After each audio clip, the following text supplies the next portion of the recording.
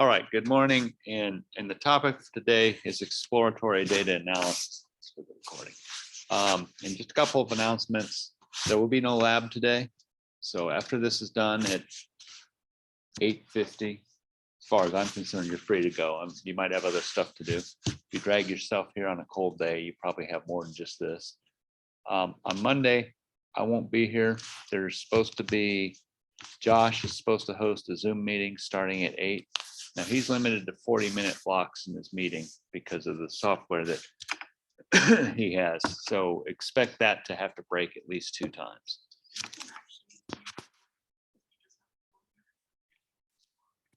I know that, but for all of his great intellect, there is stuff that confuses the crap out of him, and that's one of them.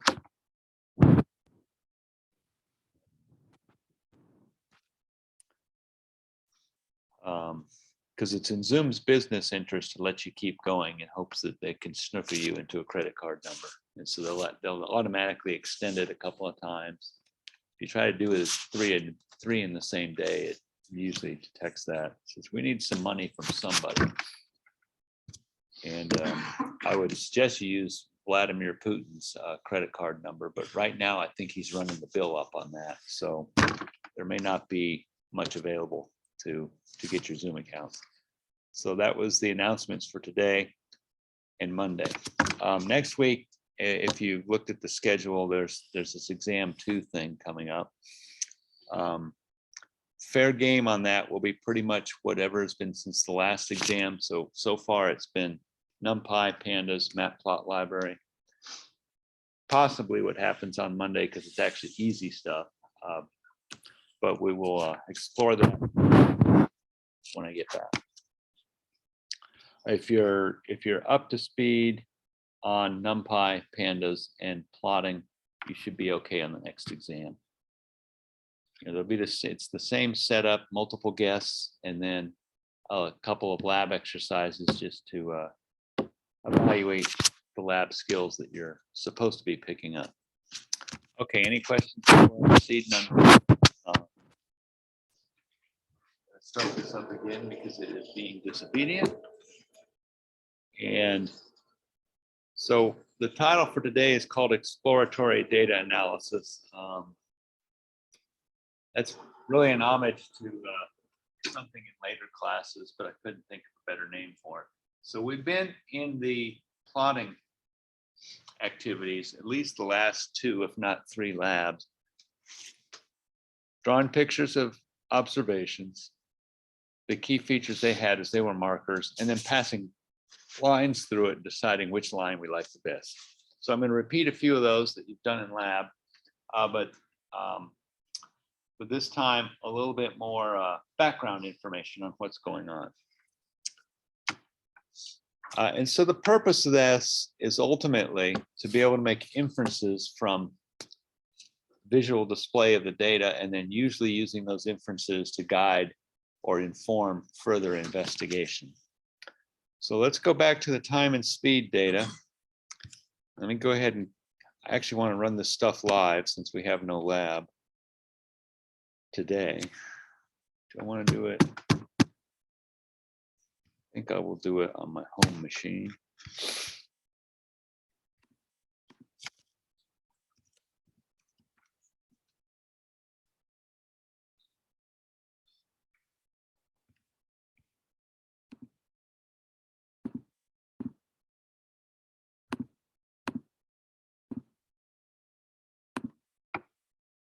Okay, it looks like it's running pretty good.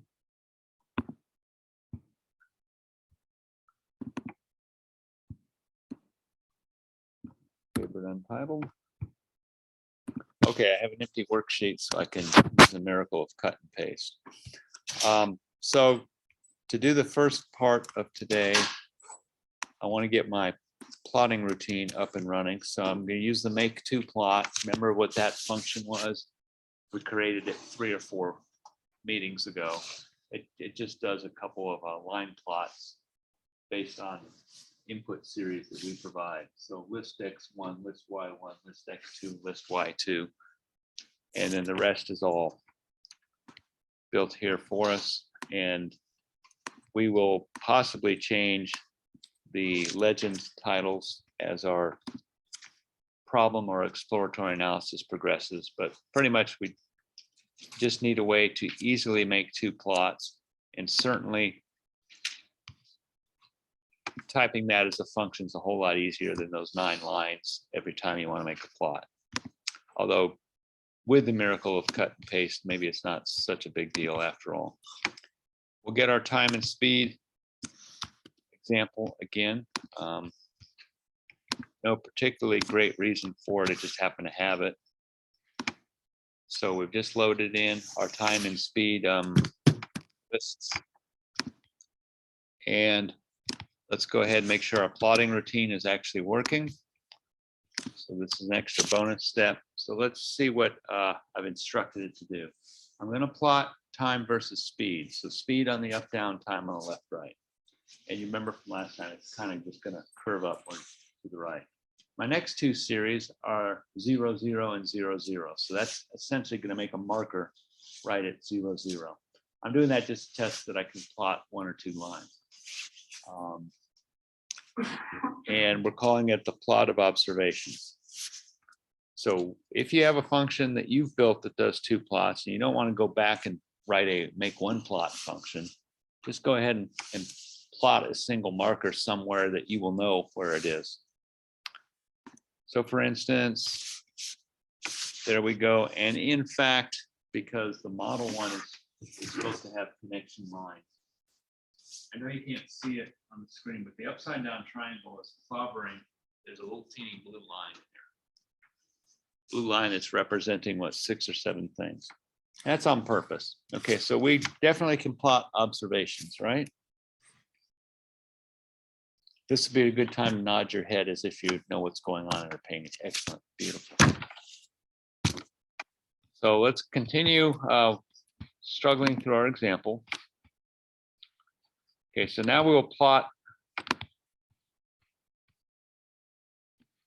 the blue line, verify that that part's working. So these would possibly be added steps, but the first time you're getting to use your own home-built scripts, you'd want to do that. This is the equivalent in the problem-solving protocol of what action? Remember that 5 things? Define the problem, define inputs, outputs, create a by-hand problem to which you know the solution. So we have a plotting task. We know the solution when we plot stuff either as first case, just the time and speed, which are markers. And the second one, we're going to plot time and speed. This time it should join them with a blue line. And the red marker, we're going to put all the red markers at 0, 0. Run that. And lo and behold, okay. So at this point, I would say my exploratory data analysis, my plotting tool appears to be functioning the way I need it to work. Because I'm going to use this tool to draw lines to the red markers, and then I will pick different ways of creating those lines. Just like you did in lab, you have a homework, I think it's due pretty soon, early next week sometime, where you had ways of drawing the blue lines either as a straight line or a quadratic or a power law. Was there one more? Okay. So you have a few different ways to generate the blue line, and in that homework you're to pick your favorite one and then go ahead, dose yourself with the drugs, because that's what the motivating example is coming up with a therapeutic dose of some drugs. Everybody loves to take drugs in college, so I'm just helping enable that for you. And now if we plot them both on the same axis, we'll get the plot we expect to get. Hopefully I actually grab the whole command. Sure enough, it's like, awesome, we're done. Look at our model is beautiful. It's a perfect fit. Well, it appears that way, but why does it appear that way? What does a line plot do what's it designed to do? Its purpose in life is to put markers down and then join them with line segments. In this case, our data are correctly ordered, so it gives us the illusion that our model is a perfect predictor. Now, there is a situation where we can get pictures like that intentionally, and that's if we're going to attempt to interpolate within the data.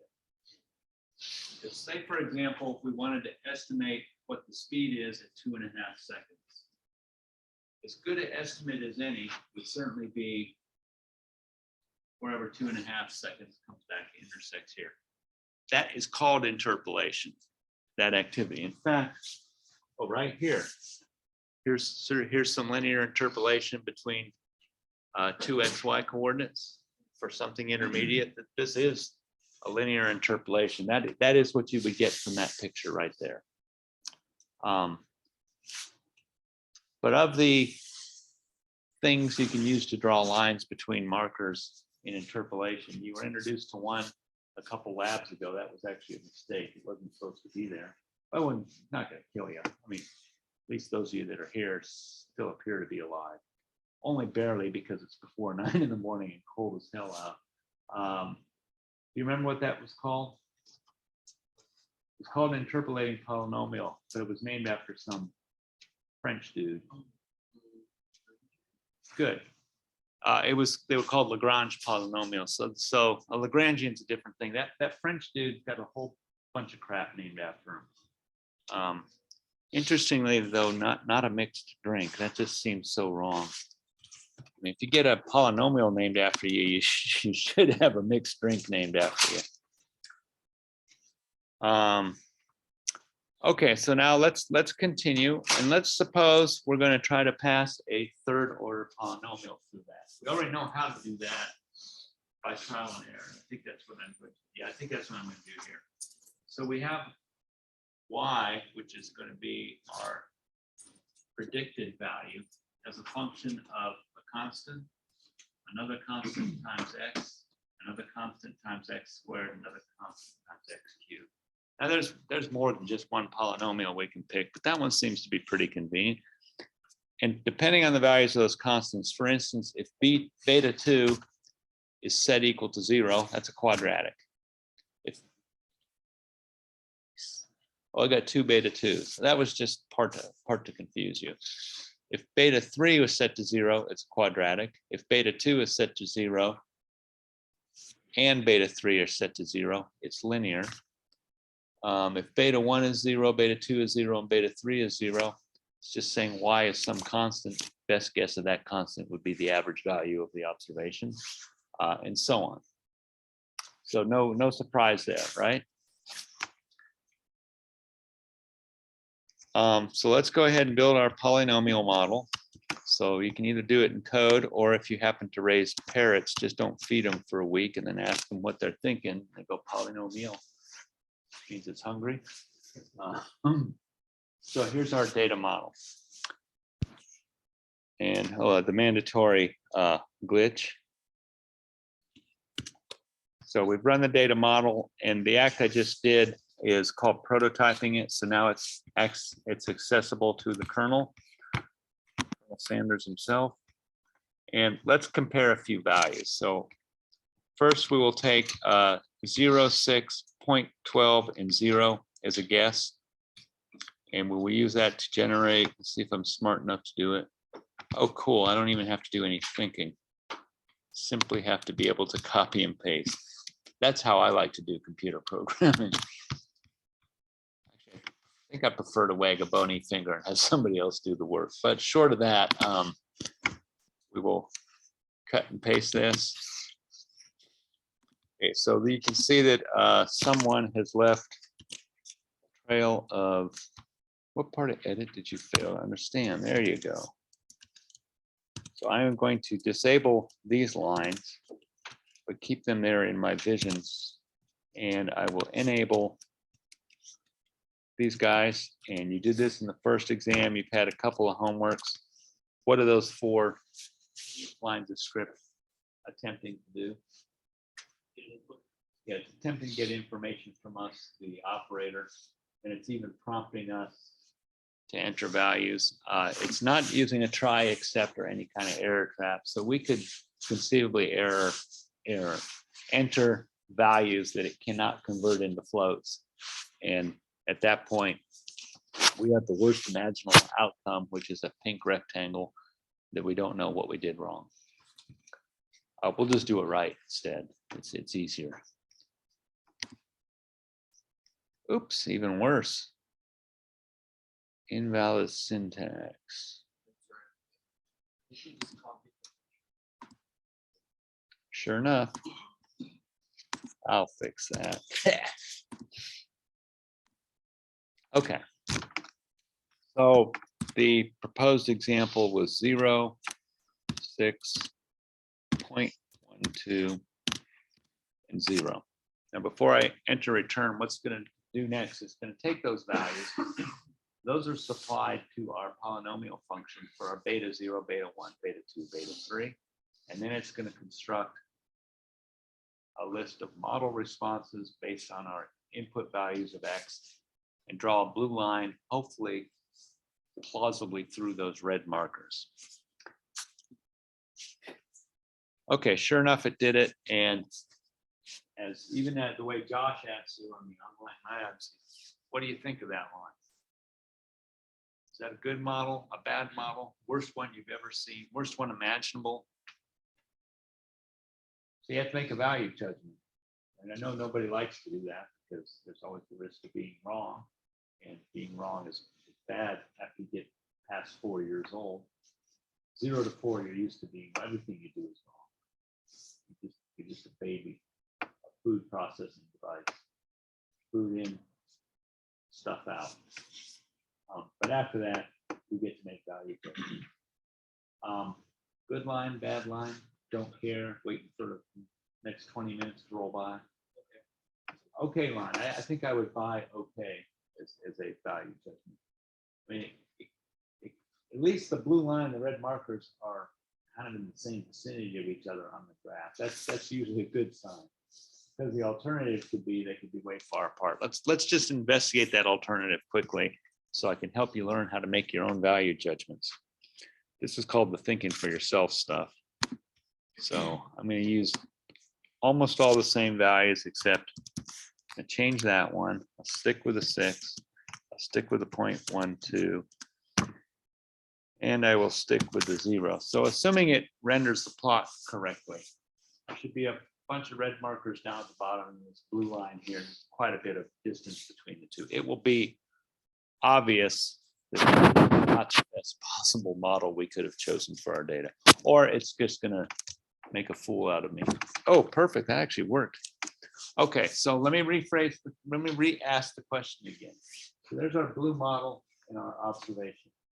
Good model, bad model, worst imaginable, or okay. Yeah, I would put this under the bad model category. That is a somewhat useless model. If the time, remember time is money.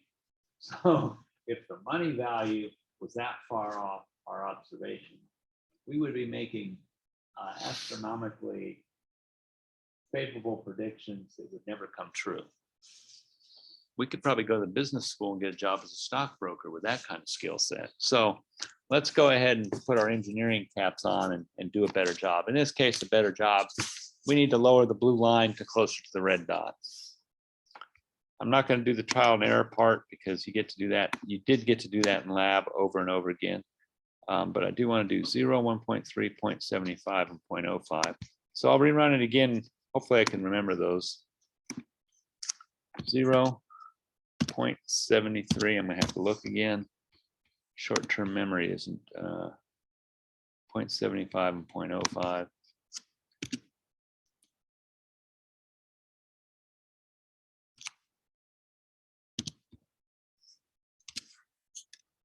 Oops, I think I'm gonna.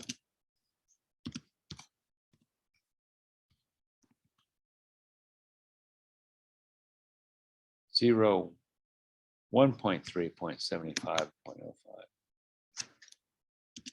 I have to live with it. I mean, that's not that awful. Okay, so model judgment in this case. Better than the first one? Yeah, if our goal is to explain behavior between time of 0 and 6 seconds, that is probably a pretty adequate model. It runs a little bit low, so it's slightly underestimating the speed, which would be what you would want if you would want the police radar to follow the blue line. That would give you a little bit of leeway when you're going 50 meters a second and 40 meters a second posted limit. 120 feet a second, 80 would be 110 miles an hour. Yeah, I don't think you can find any of that here in the US. So we actually really need to get that blue line way lower if that's our calibration curve in our radar. Okay, so that behavior we all just engaged in. Some of you more conscious than others. Again, to be expected between 8 and 9 in the morning on a really cold day. A Friday, no less. Your brain's checked out of college yesterday, right? And when I went to school, after Thursday, we were toast until the next Monday. So I sympathize with you on that. Okay. So we did exploratory data analysis. That's essentially what we've just done. And we made visual value judgments on a couple of different ways of parameterizing our model. Our model is that cubic equation. That is a model of the data. If we choose to accept this, we can, it's as good as any, and declare that, okay, so this is our calibration curve for whatever our machine is that converts time into speed. Once we make that decision, that model is how we propose to explain data. In this case, it's not that bad. And later on in the course, not today, we will get exposed to some radiation until we glow. Different ways to systematically perform that task. Where we, the human being, don't have to do the trial and error. We let the machine do it. It has a couple of really valuable bonuses. One, it saves us the trouble of having to think through stuff. Secondly, it gives us something to blame. I use the algorithm that was in the magic book, so it can't be wrong. That second reason, blame shifting, is probably a piss poor reason to use automated techniques. The first one, to save your effort, is an extremely valid reason to do it. So that's exploratory data analysis in a nutshell. Okay, so going into the last part, when we assess that last variation of the model, we decided, yes, that's pretty good. You know, perfect would be the blue line passing through every red point. And there's a way to achieve that. But that action is the gist of exploratory analysis. Next thing we can do is we can look at some different ways to measure how good our model is relative to our observations. And again, you've done this in lab with, I think they called them residues. Probably should have been residuals, but residue was as good a name as any. I didn't know how confusing that would be to the other sections of the class that don't have me as their voice in their ears at least every 3 days a week in the morning. Someone Google searched it and found out that residue is stuff that's left after you've done wastewater treatment in the bottom. Creative thinking, There'll be a lot of that creative thinking. That's that whole computational thinking. So in this case, we're now going to create a function. How do we know it's a function? It's got that definition step. So yeah, that's a pretty good indication that's probably a function. And it's going to take two lists. It's going to check that they're of the same length. If they are, then it's going to create a third list, which is the difference in the values between the two lists. So if we look at our picture up there, we have a list that represents the red triangles. We have another list that's essentially representing the vertices of the blue line. If we were to subtract the blue line y values from the red marker y values, just by looking at it, expect to get a positive or negative number.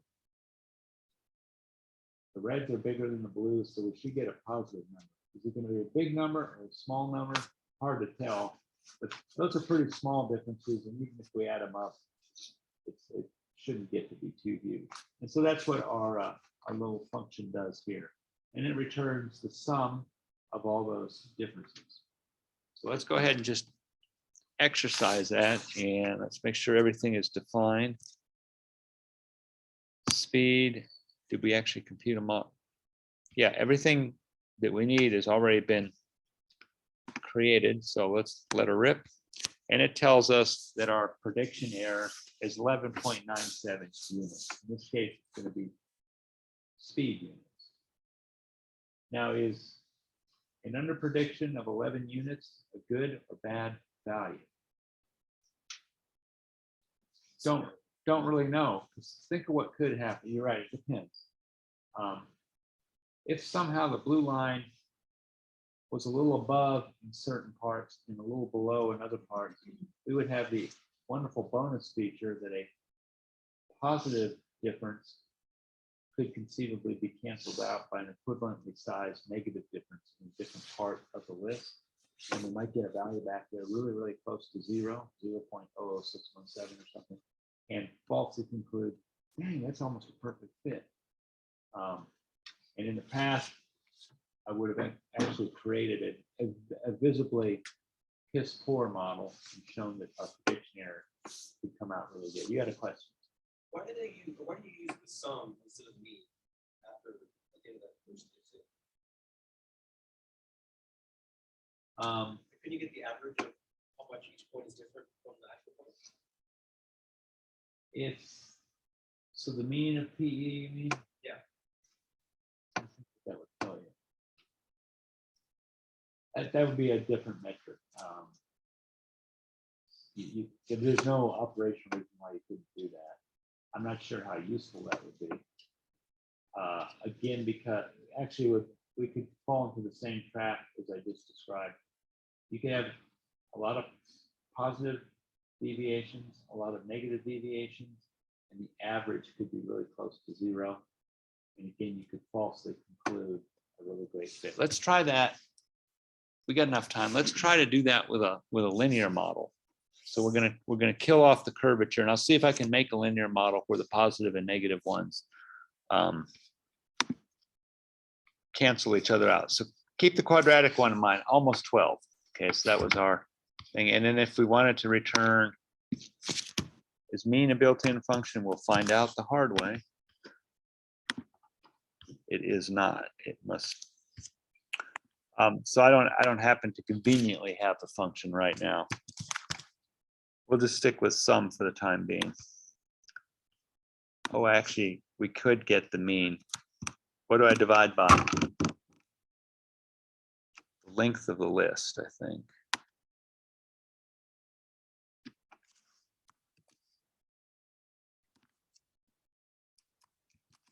Let's see what that does.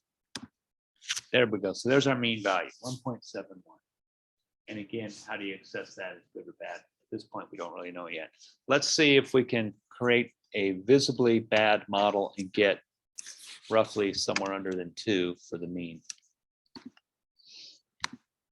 All right, so rerun that. Beta 0. Make that about a -3. Beta 1 is the slope. Anyone recall what the slopes in these used to be? If we're going from 0 to 7, from 0 to 40. What's 40 divided by 7? 3-ish. Oops. Okay, keep that in mind in case my remaining guesses are terrible. Okay, so I'm going to jack up that slope. We said 5. Do y'all have a rough idea what I'm doing now? And do not say entering numbers into a computer program. Wait for a picture, which is a true statement. Let me jack up the slope just a wee bit more. Okay, -9. We were at 5, so we'll go up to about 8.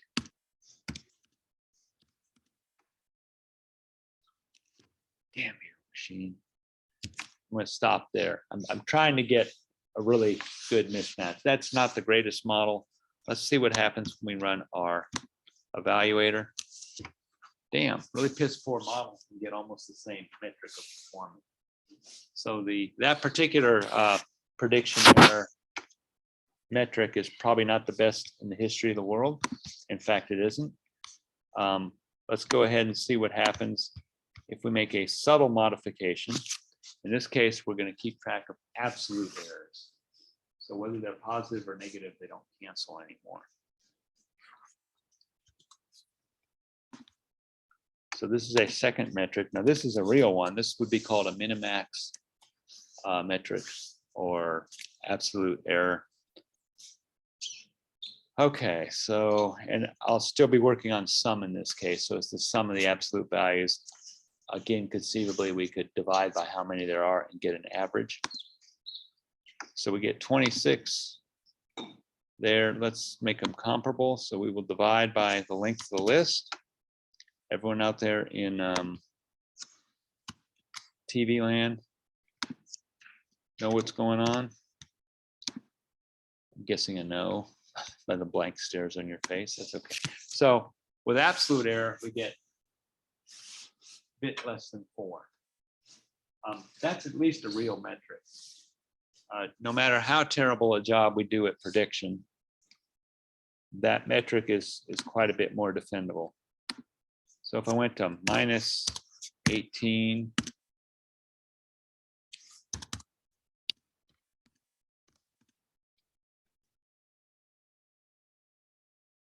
yeah, it's just baffling the crap out of me that I can't get it to the page right. It's probably a plotting issue. Okay, that's a lousy one, right? So let's see what happens if we look at the absolute error, because we've got a lot of error at this end, and we're pretty good right there in the middle where we don't really care. And we got a little bit of error here, and then we're sort of nailing it on the top end, and that doesn't make a lot of sense to me, but it came out of a computer, it must be right. And our error only went up a little bit from 4 to 7, basically doubled with a really bad fit. We go back to our original one, and our average error didn't even, assuming it didn't even change. So I stipulate to you that measuring errors, just differences, isn't very useful. Avoid that like the plague. And we'll do the last common one, which is called the sum of squared errors. And if we divide that by the length of the list, that would be called the mean squared error. And if we take the square root of it, it's called the root mean square error. Those are also real. Okay, I highlighted it. Pressed copy. Go to the deal here. And I guess to be consistent, we'll go ahead and actually get a mean square error.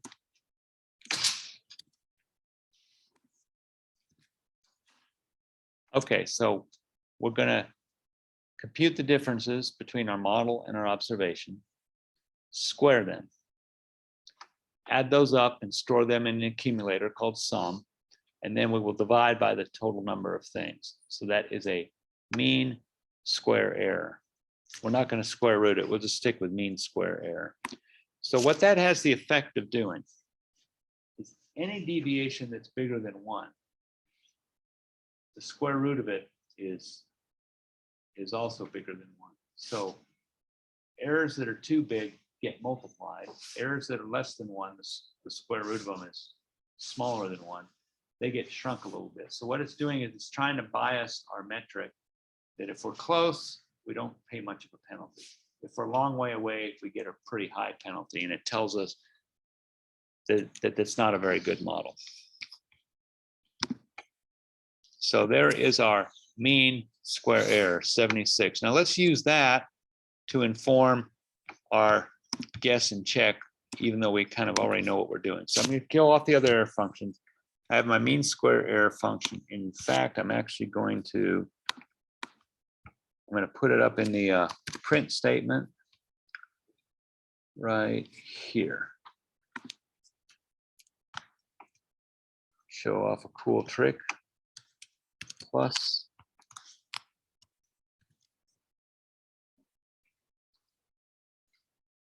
I think that will work unless I screwed up.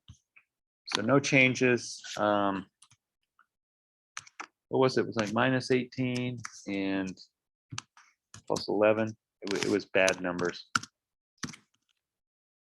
And I didn't get the concatenation right. What did I screw up?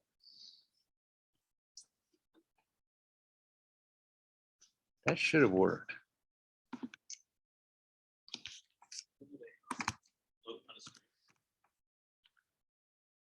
No, the print should generate a string, but let's just put a.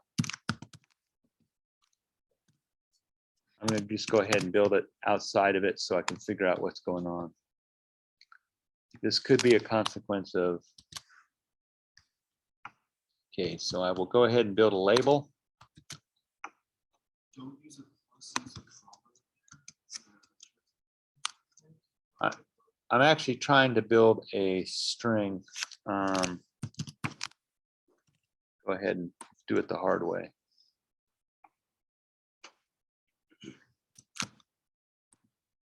And it will suppress that.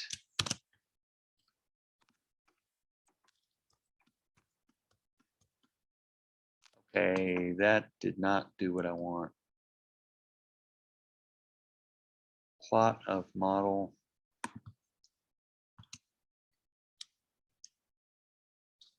Is bizarre as hell. It's not.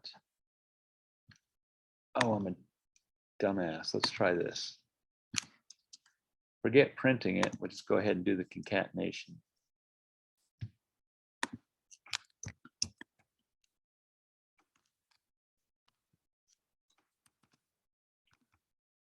One more try.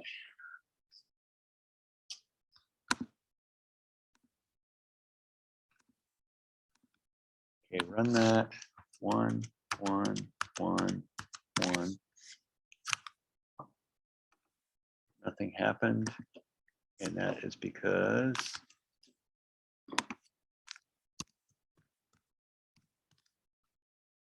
one more time. I am debugging my own plot of model and observations. Cool, that will work.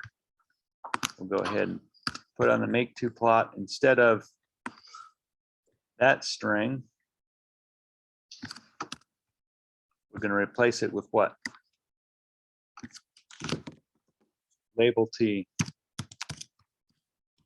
Admittedly, a really stupid name, but I was in a hurry. Something that perhaps you will experience next week. Okay, so I think I have it working correctly. So what it's going to do is going to make the plot as before, but up in the plot label, it's going to tell us what that squared area is. And the reason we want to do that is that gives us a way to rapidly make changes and keep rerunning it. It's a act of laziness on my part. Not all laziness is bad. Okay, so we had what? It was minus 19 plus 18, 0, 0. And it tells us my error is 1808. So I don't like that. Okay, that's too big of a number.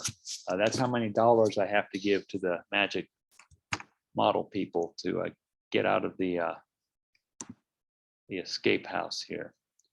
So let's see what we can do and do this kind of Josh-like. We know that we need that left end to be kind of close to 0. And so a good thing to do that was to make the first constant to 0. We know the slope should be somewhere of 40 divided by 6 if we just do a straight line. So 6 times 5 is 30. We'll start off with 5, and then we'll zero everything else out and see what we do. Keep in mind that 1800. So 0, 5, 0. Well, that was a huge improvement. Went from a prediction error of 1800 to 141, and we can keep replaying those steps, probably turning on the curvature portion, the quadratic portion, till some point we get to 0.6, no, not that one, till we get to 1.3.75. So let's try that. So 0, 1.3, 0.75, and 0.05. And now our mean squared error is 10. So we've gone from 1800 to 10 in 3 changes. Now those were not systematically directed changes. We were just pulling those numbers out of our data, or whatever part of the body you want that to correspond to. But you get the idea. And there are ways to automatically have it make those changes in an effort to drive that prediction value down to as small as possible. And using the mean squared error, what's the smallest possible error value that we can obtain?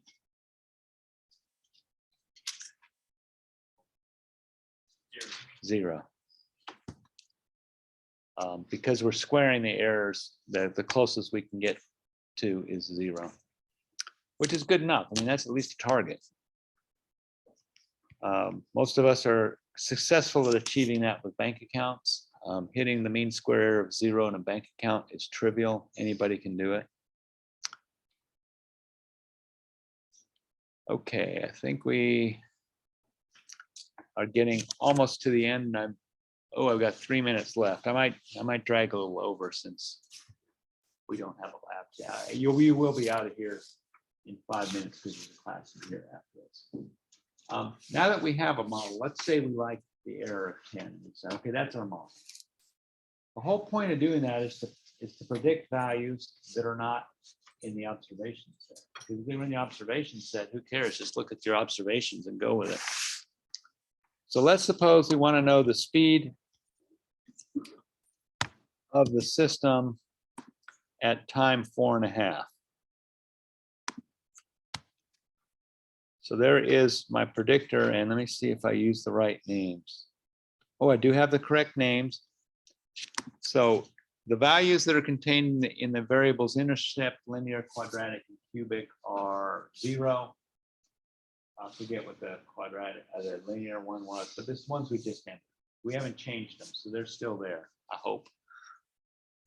And to estimate at 4.5, we just wrote a script that takes an input time of 4.5, puts it right there, and then goes up here and evaluates our function wherever it is.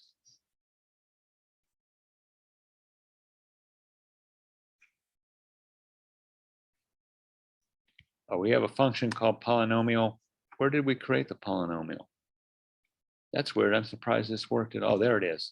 Goes in that function and just evaluates it for us. So no big deal. Let's look at our picture. 4.5 is somewhere here.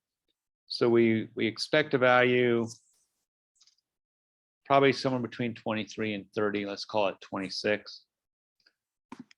And the estimated speed at 4.5 is 25.59, pretty close to 26. And that action right there is interpolation. Why is it called interpolation? Because it's in a range that is already defined by the existing observations. If we want to go beyond the observation set, way out here somewhere, that's called extrapolation. And for extrapolation, in case of our script, it's easy enough to just change the input value and see what we get. Remember, our observational data goes up to a little bit over 6. So if I go 6.001, so just a little bit beyond, what value would you expect from our model, from a good model? Should be whatever associated with 6. 6, I think, is 45 in this case. I can't remember off the top of my head. And sure enough, it's pretty close to 45. All right, we're happy with that.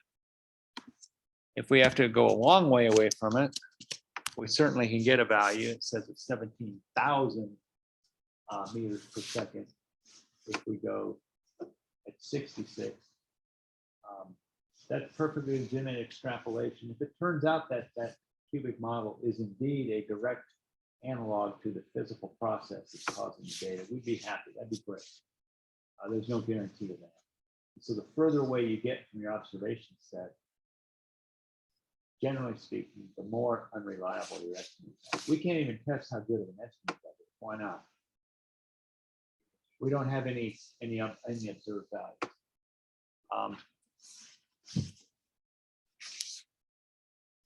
That would be a good stopping point. I will let you, we did Lagrangian polynomials in lab. So what the Lagrangian polynomial does is it's an interpolator only. It only does interpolation. It can't be used for extrapolation. You can put numbers into the function, you get a number out, but it's going to be bogus. And if you plot it, you'll see it. The way the Lagrangian ones is they do this, they go through the data, and it does this. So for interpolation, Lagrangians are awesome. And they're used in cases, in practical cases, where you're confident that the actual observations are pretty accurate. So rocket telemetry, interpolation makes a lot of sense when you're trying to figure out where you are between the telemetry points. Drug injections. Most drug studies are done on usually animal models. And they go up to something called a lethal dose 50. And so by the time we're doing human therapeutic trials, we know how much of that drug will kill somebody.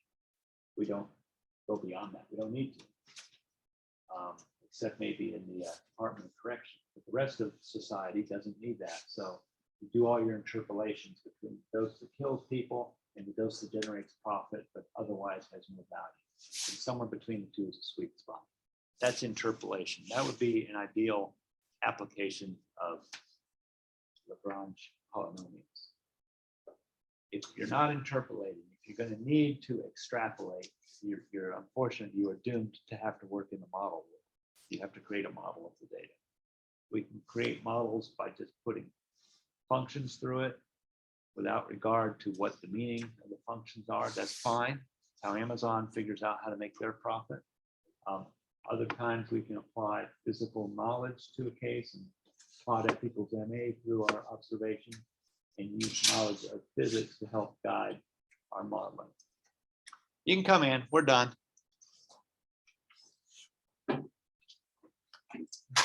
Have a great weekend, everybody. There's no lab today. We have plenty of stuff that's due. Get it done. Use Josh as much as you can for help if you need it. And I will see you next Wednesday. Got a question for the homework. It says use the appropriate function and get a summary of the information. Do you have like a function to get like a summary of the information? We're supposed to write There a is summary, there like- is a function that generates a summary. Okay. That's pandas, right? I believe so. That lab 12. Go onto Google and do a search for pandas, how to describe a data frame, All right. and see what you come up with. It'll be obvious. It's real simple. It'll be obvious. So this question, I understand. I know the ones to use. Do we use .info on this one? Do we use .describe? Because this Yeah, one we down here says the 5 number summary. So I assume that would be Yes, described. 5 numbers by default. It has to be described. Mm, Info or describe would be okay for that other one. okay. You learn more for info in that case because it tells you about the data frame. Describe tells you about the numbers in the data frame. Okay. So for this, with the report error, is there a preferred error method? In the case of this lab or homework, no, pick one that you like. So sum of squares should be fine? Yeah. Okay. And then this is with predicting the values. Obviously, I know that this isn't the best one, but it's the one I chose for my favorite. Okay, Um, that's fine. And then just Do I need to draw the line, or can I just keep the color-coded dots to show the predicted and then the observations? the predicted one, you would probably put the line in Okay. because it is a model. Okay, so just change this to a line and have it go all the way through? You just, when you generate the blue dots, turn line width to 1 and it should draw a line. Okay, but I don't need the line through the red ones? No, Okay, thank you. So we don't, do we do exercise set 16 at all? You can try, but there's. Oh, I was nothing gonna tell you there. the link doesn't work. You can try. All right. All right, have a good weekend.